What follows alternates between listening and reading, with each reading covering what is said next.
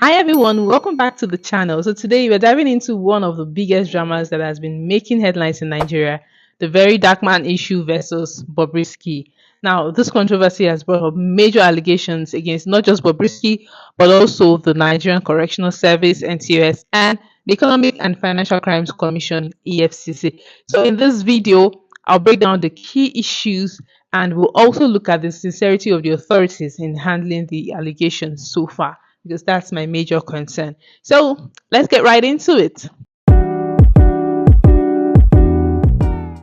So if you have not been following up, if you have not been keeping up, Bobrisky, the famous social media personality and crossdresser, was sentenced to 6 months in prison earlier this year for money laundering. Anyway, I'm sure everyone knows about that. However, the controversy began when VDM leaked an audio recording where Bobrisky allegedly admitted to paying 15 million naira to the EFCC and to get out of trouble. So that has gotten everybody like, whoa, really? Anyway, even more shocking, Bobrisky claimed that in that recording that he served his sentence in a private apartment, courtesy of his godfather. Wahala for no get godfather.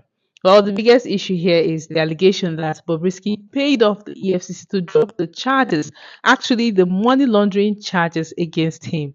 Now, in the leaked recording, Bobrisky is heard discussing how he allegedly settled the EFCC officials to clear his name.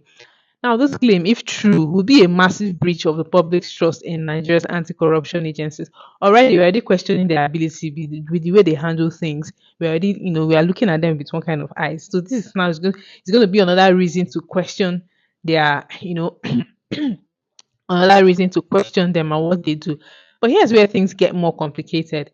The EFCC has come out to deny the bribery claims, and they've insisted that the charges of money laundering dropped in the trial of Bobrisky were lawful and in compliance with the Administration of Criminal Justice Act, the ACAJ. You can look that up.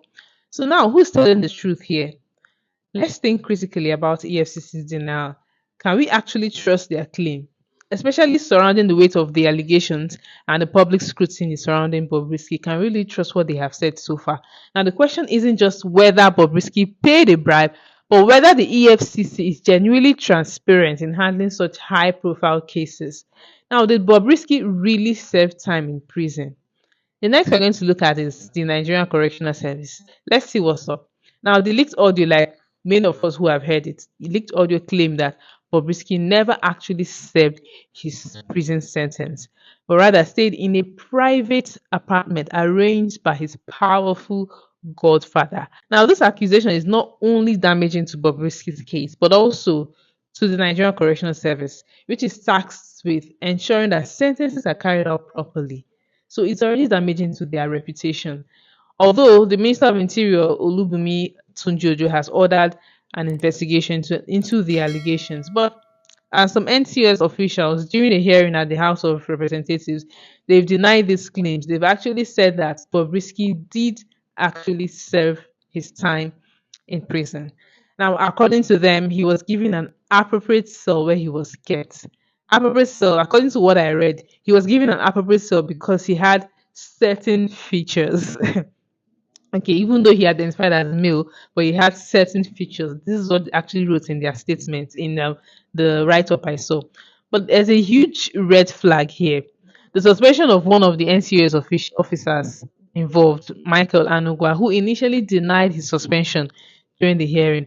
The fact that there's this level of confusion and then the apparent lack of suspension letter being served. There was, according to him, there was no suspension letter, that he saw his suspension, the news of his suspension on social media, be on the news. So this makes us to question how sincerely the Nigerian Correctional Service is handling this investigation. Now let's look at the House of Reps probe and the role of the authorities in all of this. The House of Reps has launched an investigation into the allegations, but we all is still doing somehow, still shaking somehow. But Risky, the central figure here, he was absent from the hearing, and it didn't go well with some people. His lawyer claimed that he was ill, but there are no medical documents presented. Meanwhile, VDM, on the other hand, refused to speak unless Bobrisky was present, it almost led to a confrontation with lawmakers. They started threatening to arrest him. Well, despite all the drama, the question remains: How committed are the authorities to getting to the bottom of this? We know how these things happen. Before you know, they will sweep it under the carpet and we'll move on with our lives. It's not Nigeria. The EFCC and the Nigerian Correctional Service, they have both denied the bribery allegations, but there is a lack of transparency in their responses, and we all know that.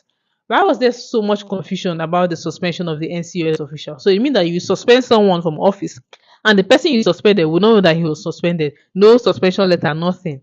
So it's not already they get comma. Why hasn't Bobrisky shown up to testify in person? Now here's the bigger picture, which is the integrity of the Nigerian institutions. At the core of this scandal is the integrity of the EFCC and the Nigerian Correctional Service, which are meant to uphold justice and accountability.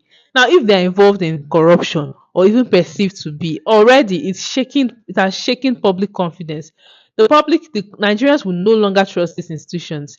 This is why it's important that the investigations are thorough, transparent, and impartial. But then again, we know we're in Nigeria.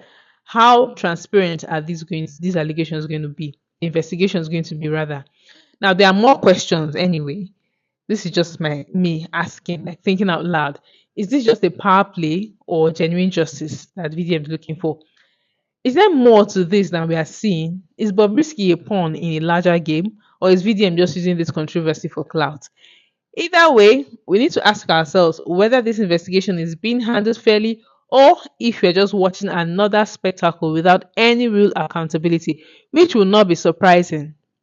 So, what do you guys think? Is the EFCC, Nigerian Correctional Service, are they being sincere in their investigation, or is this just a cover up? I don't know who is covering up who or what, but we don't know. But I'm just asking. And then, what do you guys make of VDM's role in all of this? Let me know your thoughts in the comment section.